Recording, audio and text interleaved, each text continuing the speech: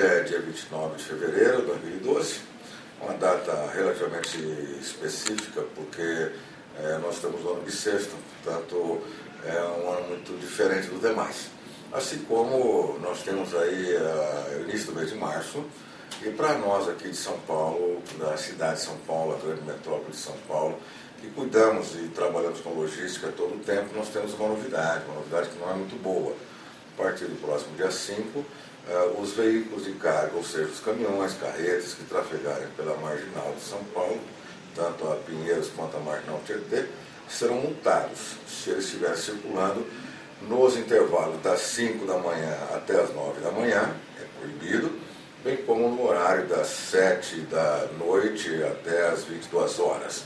Esse período, então, entendem as autoridades não técnicas, autoridades políticas, que nesse horário de pico os caminhões voltam a ser os vilões, coisa que eu já escrevi inúmeras vezes, que na verdade, na minha opinião, por vários estudos que nós já fizemos, o caminhão não é o vilão. Trânsito de cidade tem outras causas. Já visto, inclusive, que algumas reportagens mostram que há mais de 50 anos a cidade de São Paulo já registra congestionamentos, e quando, inclusive, nós tínhamos aí uma frota na cidade de São Paulo, em 1972, não mais do que 600 mil veículos circulando. E nesse ano 2012 nós temos aí quase 8 milhões de veículos circulando. Na verdade, existe um conjunto de razões. O primeiro deles é o ordenamento urbano. A legislação permite a geração de tráfego através de construção, liberação de obras de prédios, de apartamentos, principalmente, prédios comerciais, em vias que já estão saturadas. Construção de shopping centers, em vias que já estão saturadas. E uma coisa importante, a via urbana, o sistema viário urbano, da maioria das cidades, inclusive São Paulo, nós temos um viário antigo, velho, não tem como ampliar. As ruas continuam do mesmo tamanho. É o mesmo princípio da enchente. A cava do rio, como agora recente vimos lá no Acre, a cava do rio ela está suportando uma média anual ou decenal para tantos metros cúbicos por segundo. Uma chuva maior, obviamente, cria a calha continua a mesma e extravasa. É o problema, é o princípio do trânsito de uma cidade como São Paulo, e na verdade é o sistema viário que é antigo. Outra questão diz respeito também ao transporte público, já tão decantado em prós e verso. O transporte público nosso não é de boa qualidade, mas eu não me refiro à questão do metrô ou de ônibus, não. Eu me refiro mais ao planejamento. Planejamento, ou seja, a forma de utilizar o transporte de ônibus, porque a maioria das cidades não tem o metrô, a forma de planejar esse tráfego de ônibus, ela contribui violentamente para os congestionamentos no trânsito da cidade de São Paulo, e isso sem contar ainda a questão relacionada com a indisciplina dos motoristas. Motoristas que são disciplinados são grandes causadores. Me recordo que durante o início da década de 90, nós criamos, junto à Associação Brasileira de Supermercados, o Comitê de Distribuição Urbana. Lá eu fundei, criei e presidi esse comitê durante 4 anos, com 15 entidades, de embarcadores, transportadores e recebedores, buscando encontrar saídas para a situação que se agravava. Já naquele momento, em 1993, nós tivemos aí a primeira ZMRC, que é a Zona Máxima de Restrição de Circulação, como sempre crucificando o veículo de carga. E ali a gente fez uma pesquisa e nós verificamos que uma grande parte dos problemas do trânsito de São Paulo, e acredito também de outras cidades que eu conheço todas, as metrópoles, as grandes capitais, está na indisciplina do motorista. O motorista é pessoa, o motorista é indivíduo. Em segundo lugar, é um motorista de ônibus, é extremamente disciplinado. Obviamente tem horários para cumprir, tem rotas para cumprir, e isso colabora com o fechamento dos cruzamentos, utilização de faixas que não são adequadas, e assim vai. Uma outra questão também que contribui muito com o tráfego e o trânsito e o congestionamento de uma cidade é o grande deslocamento. Uma cidade, uma metrópole como São Paulo, constituída de vários municípios, é comum, absolutamente comum, uma pessoa morar a 2 horas de distância de onde trabalha. Isso gera o quê? Uma necessidade adicional de mais ônibus circulando. Por sinal, ônibus com dimensionamento inadequado, porque a maioria do dia os ônibus de grande porte trafegam vazios. Nós temos também que olhar esse lado, não é só o caminhão. Tanto é que, se a gente observar na nova configuração da restrição, que hoje abrange praticamente 100 km², compreende a Marginal Tietê, Marginal Pinheiros, bem como o mini anel de São Paulo, é proibida a circulação de caminhões. Nós vemos que o trânsito melhorou, não houve aquela melhora como se esperava.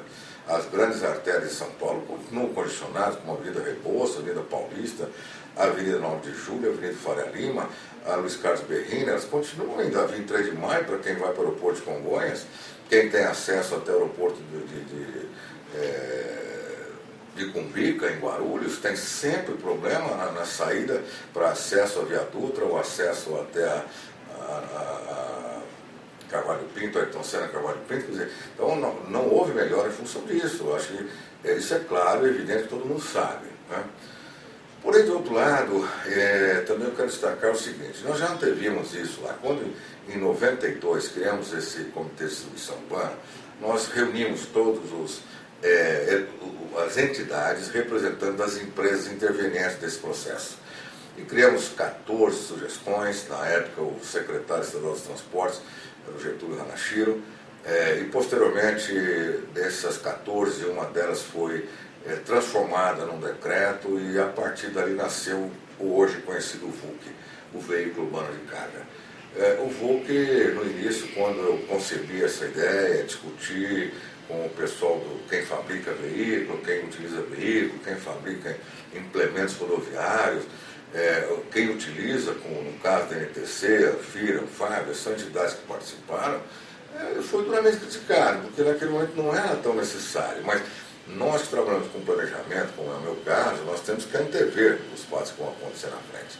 E o VUC nasceu inicialmente através de um decreto número 37185, de 1997, que estabeleceu as regras fundamentais, técnicas, que eu, na verdade, trouxe inspirado de algumas capitais do mundo que eu fui estudar o tema, como Tóquio, Paris. Principalmente Paris foi extremamente interessante, conhecendo a regra e as normas francesas.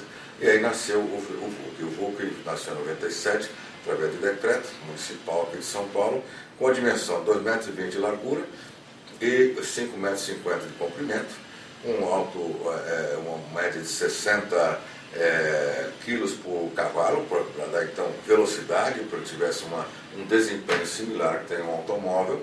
E esse decreto foi modificado depois, em 2007, obviamente com pressão das entidades, corretas, diga-se de passagem, apenas alterando, através do decreto 48.338 de 2007, alterando o comprimento de 5,50 para 6,30 metros.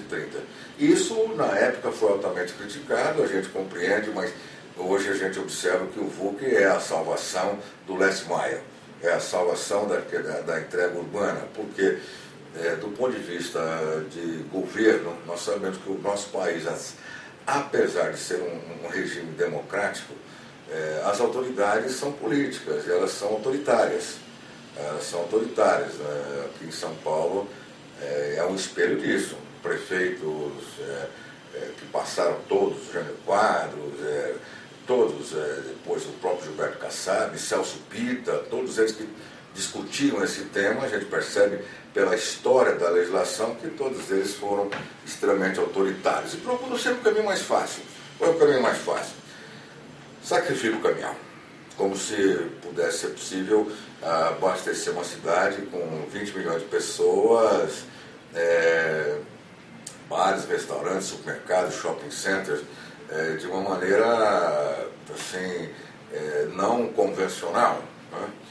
Não física. Isso é um absurdo. Eu não me refiro, obviamente, aos profissionais técnicos que as entidades de governo possuem, como o caso aqui da Companhia de Tráfego, o Departamento de Serviço Viário, DSV, né, a própria DERS, que cuida das marginais, tem técnicos de excelente qualidade, porém são vinculados a uma diretoria que é política e, por sua vez, vinculada a secretário de transporte e a prefeito, e aí a esfera toma uma visão altamente política. Eu encerro dizendo o seguinte, há vamos chamar assim, uma culpabilidade também por parte do embarcador, do transportador, por que não?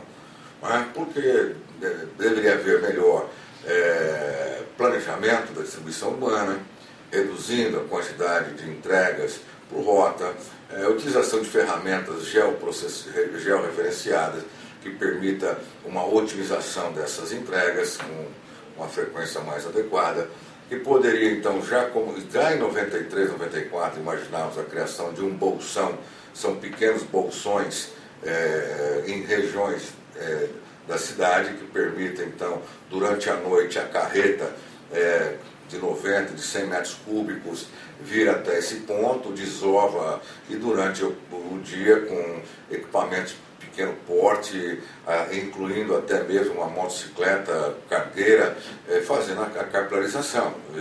Isso nunca foi experimentado, isso nunca foi feito.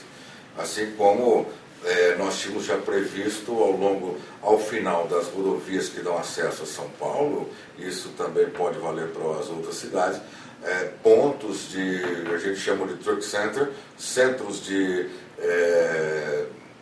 estacionamento de caminhões, exatamente para poder fazer ali o transit point, ou seja, o veículo grande vindo de outro estado, de outra cidade para São Paulo, faria ali então a troca.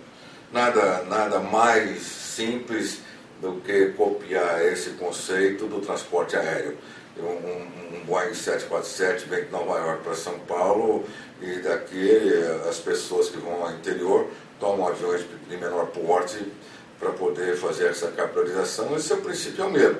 Agora, vamos ver a partir de segunda-feira, dia 5 de março, como nós vamos fazer para cuidar desses caminhoneiros?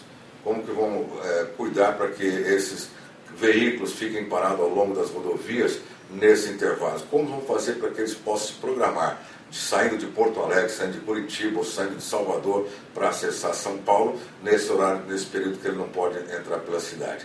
Portanto, fica aqui, de um lado, meus comentários, de outro lado, meu protesto, em função de que o caminhão não é o vilão do trânsito de uma cidade como São Paulo. Muito obrigado.